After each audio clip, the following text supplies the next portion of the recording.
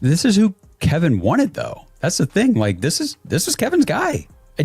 I get so frustrated watching it because, you know, a lot of times we feel like, oh, they're trying to stick a square peg into a round hole and all this stuff. Not now. Yeah, it's frustrating. Yeah, it's frustrating. To lose the same way every time, it's frustrating as hell. Yeah. Good to see you. Oh, we got. Well, we got to do some praising. Oh, Leon, she's mine. Tony Grossi just pulled a full 180, and no one saw it coming. This is the same Tony Grossi who spent months clowning Shedeur Sanders on live TV, calling him overhyped, fragile, and not NFL material. Now, he's out here praising him like he's the future of the franchise. What? The man who once laughed at Shedeur's so-called sore arm and dragged him after his first preseason snap is suddenly calling him better than Dillon Gabriel and saying he should be the Browns starter right now? Obviously, it was counterproductive because he's got a sore arm. Okay, so you're using that as a negative against the kid? I don't understand. Jesus, God, would you give him a chance? Well, My God, here's the because his thing. arm's sore? Yeah. What, that's a negative? That the kid's got a sore arm? Yes! Because he's working too hard? So what flipped the switch? How does a guy go from being the loudest hater in the room to sounding like Shedeur's PR agent overnight? Something's off. And the answer says a lot about the storm brewing inside the Browns building. Because once you hear what pushed Grossi over the edge, you'll see this isn't just a media flip. This is a warning shot to the entire Cleveland organization. Dillon Gabriel didn't just have a rough outing. He imploded on national TV against the Steelers. He looked completely lost out there, like a rookie tossed into a shark tank. Bad reads, late throws, zero chemistry with his receivers. It was brutal to watch. And if we're being real, he should have thrown 4 picks easily. The only reason the box score didn't look uglier was because Pittsburgh's defenders had hands like stone. They were dropping passes that were basically gift-wrapped interceptions. I thought he was much better against Minnesota than he was against Pittsburgh. He was not good. Yeah, I thought he was worse. Yeah, I agree. Yep, he definitely took a step back. He easily could have had 4 interceptions yesterday. Oh, gosh, easily. They dropped a lot. Yeah. Everybody dropped his passes yesterday. The Steelers can't catch interceptions. They have 0 on the season. And you know what's worse? Cleveland fans saw enough. The boos started raining down before the third quarter was even over, but then it turned into something wild. A full-on chant for Shedeur Sanders. Think about that for a second. The crowd wasn't cheering for a comeback. They were begging for a guy who wasn't even dressed to play. A backup quarterback who never stepped on the field suddenly became the hero they wanted. That's how bad it got. The Browns' starting quarterback didn't just disappoint. He lost the city's confidence in one night. The chants for Shedeur weren't just noise. They were a message. A message that Cleveland might be one more ugly performance away from blowing up the entire quarterback room. And it wasn't just the fans losing it this time. The whole football world joined in. Analysts, insiders, even ex-players started echoing the same question that hung over Cleveland like a dark cloud. Why is Dillon Gabriel still starting? The trust was gone, the patience had vanished, and you could feel the pressure closing in on Kevin Stefanski like a fourth-quarter blitz. The city was on edge. But the real twist didn't happen on the field. It came after the game, behind a microphone. That's where Tony Grossi, the same man who had dragged Shedeur Sanders for months, did the unthinkable. This is the guy who once called Shedeur a social media distraction, mocked his injuries, and laughed off the idea that he could survive a single NFL season. Grossi didn't just criticize Shedeur, he targeted him. Every segment, every show, every tweet, it was personal. He painted Sanders as soft, overhyped, and not built for this league. Cleveland fans knew Grossi's opinion of Shedeur by heart. It was that loud. But then, just hours after Dillon Gabriel's meltdown against the Steelers, Grossi flipped the whole script. Sitting behind that mic, live on air, he said the words that stopped everyone cold. I think Shedeur is better than Dillon Gabriel. I think he should be the Browns' starting quarterback. Silence. So if those plays are intercepted, it's a different game altogether, and we're calling for Shedeur Sanders. Total silence. The internet froze for a second, trying to figure out if this was sarcasm or if Grossi had actually just admitted defeat. But no, he meant every word. This wasn't a joke. It wasn't shade. It was a full-blown confession. A public admission that everything he'd said for months might have been dead wrong. And that's what made it hit even harder. This wasn't coming from some random blogger or a fan podcast. This was Tony Grossi, one of the most influential voices in Cleveland media. When he changes sides, people listen. The front office listens. The locker room listens. That kind of turnaround doesn't happen without a reason. So now everyone's asking, what really made him switch up? Was it truly just Dillon Gabriel's awful performance? Or had something been brewing behind the scenes that pushed Grossi to finally break rank and sound the alarm? Something tells me this story's just getting started. To really get what made Tony Grossi's flip so shocking, you've got to rewind. All the way back to when he humiliated Shedeur Sanders on live TV. Long before Grossi started singing his praises, he was the one building the hit piece brick by brick, week after week, turning every little comment from Shedeur into a punchline. This wasn't analysis, it was personal. When Shedeur once mentioned soreness in his throwing arm, Grossi didn't show concern or give a real breakdown like a professional. Nope, he laughed, right there, live on air, cracking jokes like Shedeur was soft for even mentioning it. He threw a jab, asking how a guy with fewer reps than the starters could possibly be sore. His tone was mocking, his intent crystal clear. Grossi took a simple moment of honesty from a young quarterback and twisted it into proof that Shedeur wasn't built for the grind. From that day, the narrative was set, and Grossi kept feeding it. Week after week, he found new ways to tear Shedeur down. One week it was the sore arm, the next, his social media presence. Then it became the Deion hype, claiming Shedeur was just riding his father's name. He turned him into the punchline of Cleveland talk shows and fans ran with it. But what Grossi didn't realize was that Shedeur was listening. While the media laughed, Sanders was in the background working, quietly, relentlessly, and with something to prove. He wasn't talking, he was loading up. But Grossi didn't see it.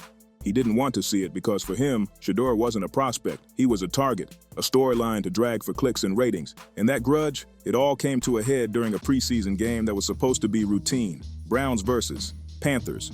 No stakes, no spotlight, just another tune-up game. But Shedeur stepped onto that field like a man on a mission. He played sharp, controlled, precise, confident. No flash, no nonsense, just business. Every throw, every read looked cleaner than people expected, and suddenly, the crowd started noticing. Meanwhile, Grossi was right there on the sideline, clipboard in hand, mic live, waiting to pounce with another round of criticism. But this time, Shedeur wasn't having it. He wasn't going to let Grossi twist the story again. That night wasn't just about stats or highlight plays, it was personal.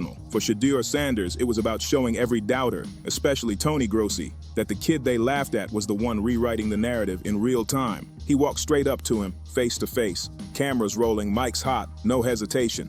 Shedeur Sanders looked Tony Grossi dead in the eye and said, "Now Tony, you got something nice to say about me?" No smile, no fake charm, no scripted line, just pure, unfiltered energy built from months of public disrespect. He followed it up with another dagger. "You always got something negative to say. I never did anything to you, so why?" Boom. The sideline went silent. You could hear the tension through the broadcast. Grossi blinked, gave that nervous little smirk, tried to dodge the moment, but it was too late. The power dynamic had flipped. Shedeur wasn't the quiet kid getting bullied by the media anymore. He was standing his ground. For the first time, he was the one asking the questions. He was the one holding the mic. And Grossi? He had nowhere to hide. Fans went crazy. The clip exploded online within minutes. Millions of views, endless reposts, everyone talking about how Shedeur finally clapped back at the man who built his name dragging him. That moment shattered the old narrative, and everyone knew it. The story had officially flipped, and Shedeur cracked it live. But while Sanders was winning the public battle, things behind the scenes were spiraling fast. Up in the coach's box, Kevin Stefanski was writing a very different script, one that was about to blow up in his face. Because if Dillon Gabriel were anyone else, he would have been benched weeks ago.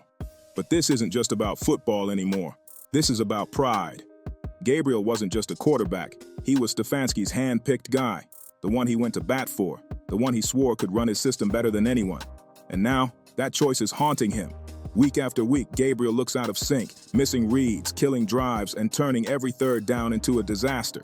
The offense stalls, the crowd deflates, and that spark the team had in camp, gone. Yet Stefanski won't change a thing. Same starter, same playbook, same lifeless results. It's like watching a coach try to hammer a square peg into a round hole, stubbornly, painfully, over and over again. Everyone in the building sees it. The fans see it. Even the defense sees it. And the worst part? There's a better option. A younger, hungrier, more dynamic quarterback sitting right there on the sidelines. But pride won't let Stefanski make the move. Now Cleveland's caught in the middle of a silent war, one between ego and opportunity, and only one of them's going to survive it. Why? Because starting Shedeur Sanders would mean Kevin Stefanski has to do something coaches hate, admit he was wrong. It would mean admitting that Tony Grossi was right to flip his take, that Rex Ryan saw it before he did, and that the fans, the ones chanting Shedeur's name for weeks, were ahead of the entire coaching staff the whole time. That kind of ego doesn't swallow easy in the NFL, especially when the whole country's watching. But here's the thing, Stefanski's not the only one feeling the pressure now, because just days after Grossi's shocking on-air apology, Rex Ryan grabbed a mic and took things even further. Tony Grossi wasn't the only voice switching sides. The whole narrative started flipping like a fumble in overtime. Only a week earlier, Rex Ryan was one of Shedeur's loudest doubters. Loud, fiery, unfiltered, classic Rex. He went on national TV and ripped into Shedeur Sanders. Said he was unprepared, overrated, didn't belong in the same conversation as Dillon Gabriel. He called him more hype than substance, labeled him a distraction, and flat out dismissed him as a product of his father's fame. It wasn't just criticism. It was harsh, it was personal, and it was brutal. But then, the internet erupted. Fans flooded the comment sections calling him out. NFL Twitter went ballistic. Clips of Shedeur's calm, collected poise next to Gabriel's meltdown against the Steelers spread everywhere. The contrast was undeniable. One looked like a pro, the other looked lost. And suddenly, Rex Ryan didn't sound so confident anymore. So when he showed up on ESPN a few days later, his tone had done a complete 180. Gone was the arrogance. This time, he came with questions that hit the Browns' front office hard. Why did they bring in Joe Flacco when Shedeur Sanders was already there? He said. Why not develop the young talent?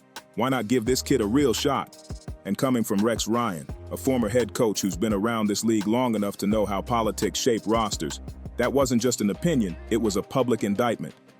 He called Dillon Gabriel a failed experiment, said Shedeur was an investment the team is wasting, and warned that the Browns were risking the future of their franchise by ignoring the obvious. Boom. That was it. The floodgates opened. Suddenly, every sports show, every talk panel, every podcast started debating the same thing. Is Cleveland holding Shedeur Sanders back? The media momentum snowballed overnight. What started as one man's apology turned into a league-wide conversation, and the Browns' front office, they're feeling that pressure louder than any fan chant could ever be. Shedeur Sanders wasn't just a backup anymore. He'd become a symbol of hope, frustration, and untapped potential.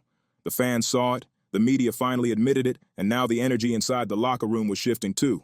And that's when things got real. Because once the players start speaking up, you know the situation's about to explode. Up until now, it was all outside noise. Fans yelling from the stands, analysts ranting on camera, reporters firing off tweets.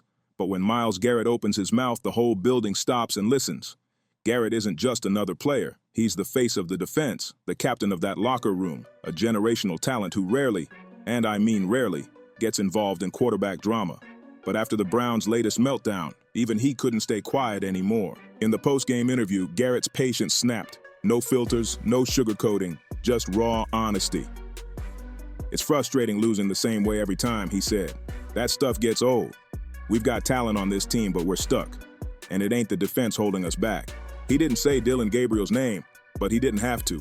Everyone in that room, from the reporters to the coaching staff, knew exactly who he was talking about.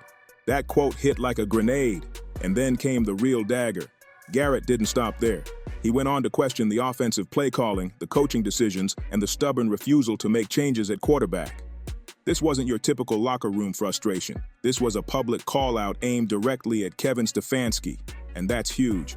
Because for a defensive captain, especially one as respected as Garrett, to publicly challenge the head coach, that's a sign that the trust is cracking from the inside. Veterans will vent, rookies will grumble, but captains, they make statements. And Garrett's statement couldn't have been clearer. If the Browns really want to win, something's got to change now. It was a warning shot dressed as leadership, the type of message that carries weight beyond the locker room. Reporters replayed it, fans dissected every word, and within hours, it became the headline across every sports feed. Myles Garrett calls out Browns offense. The writing was on the wall. The media had turned, the fans had turned, and now even the locker room was shifting against Stefanski's decision to stick with Gabriel. The walls were closing in, and the only question left was simple. How long could Kevin Stefanski keep holding the line before that entire wave of pressure, from players, fans, and pundits, came crashing down on him for good? The walls are closing in on Kevin Stefanski. Fast! What started as a few frustrated fans grumbling online has turned into a full-blown uprising, and it's coming from every direction imaginable. Tony Grossi flipped. Rex Ryan flipped. Myles Garrett spoke out. The fans are furious. The locker room's losing faith and the media's circling like sharks, waiting for blood. Yet through all of it, Stefanski has made one thing painfully clear. He's not moving an inch. Week after week, he's doubled down on Dillon Gabriel. Same quarterback, same playbook, same excuses. He stands at the podium repeating the same recycled lines about staying the course, But no one's buying it anymore. The fans see through it, the analysts are done defending it, and the numbers, they tell the whole story. Gabriel has zero momentum, zero spark, and zero belief left inside that locker room. Meanwhile, Shedeur Sanders, the so-called raw rookie, has somehow become the only thing keeping the fan base hopeful. People are talking about him like he's the lifeline this offense desperately needs. The national press is all over it too. Every talk show, every headline asking the same question. Why isn't Shedeur starting yet? Some are even calling Stefanski too proud to change, accusing the Browns of self-sabotage. And the longer this goes on, the worse it gets. This isn't just a quarterback decision anymore. It's a reputation crisis. Every time Gabriel starts and the Browns lose another winnable game, the boos get louder, the locker room gets colder, and Stefanski's grip on the team slips further away. He can feel it. The control, the authority, the respect, all fading with each passing week. Because here's the truth he won't admit. This isn't about player development anymore. It's about desperation. Stefanski is clinging to Gabriel like a lifeline, hoping loyalty will somehow turn into results. But loyalty doesn't win games. And right now, the Browns are drowning because their head coach refuses to let go of a mistake. Tony Grossi flipped. Rex Ryan followed. Myles Garrett broke his silence. The fans are boiling, the media's relentless, and the locker room's patience has officially run out. Every signal points in the same direction. Shedeur Sanders has to start. This isn't about hype or potential anymore. It's about urgency. Gabriel's window has slammed shut, and every snap he takes from here on out feels like borrowed time. Stefanski's stubbornness is no longer being seen as loyalty. It's looking more like denial. And here's the kicker. If Kevin Stefanski doesn't make that switch soon, he might not be the one making any decisions at all. Because in Cleveland, when the tide turns, it turns fast. The Sanders era isn't just coming, it's already knocking on the door, and the only question left is whether Stefanski will open it or get replaced by someone who will. And just like that, the Browns are standing at the edge of a storm they created. What started as simple quarterback competition has now spiraled into a full-blown identity crisis, and everyone can feel it. From the fans in the dog pound to the suits upstairs, the message is loud and clear. Cleveland's running out of excuses. Because if Kevin Stefanski doesn't make the switch now, it's not just his season that's on the line, it's his legacy. You can only ignore talent for so long before it explodes right in your face. The locker room knows it, the analysts know it, even the veterans who've seen it all know it. And that silence from the sidelines, that's not patience anymore. That's pressure. Shedeur Sanders isn't just waiting for his chance. He's earning it every single day behind the scenes. And when that door finally opens, it won't just be another quarterback change. It'll be the start of a new era. One built on hunger, redemption, and something this city hasn't had in years. Hope. Because once Shedeur steps in and delivers, everything changes. The fan base ignites, the offense breathes again, and Cleveland finally remembers what it feels like to believe in a quarterback. So stay locked in. Because this saga isn't over. It's just heating up. And when that switch finally happens, you already know where you'll hear it first. Right here on Huddle Files, where the truth hits harder than any blitz. If this saga had you shook, wait till you see what's next. You already know what it is. Huddle Files got the real, raw, and unfiltered breakdowns. So don't forget to like, subscribe, drop a comment, and share this with someone who needs to catch up.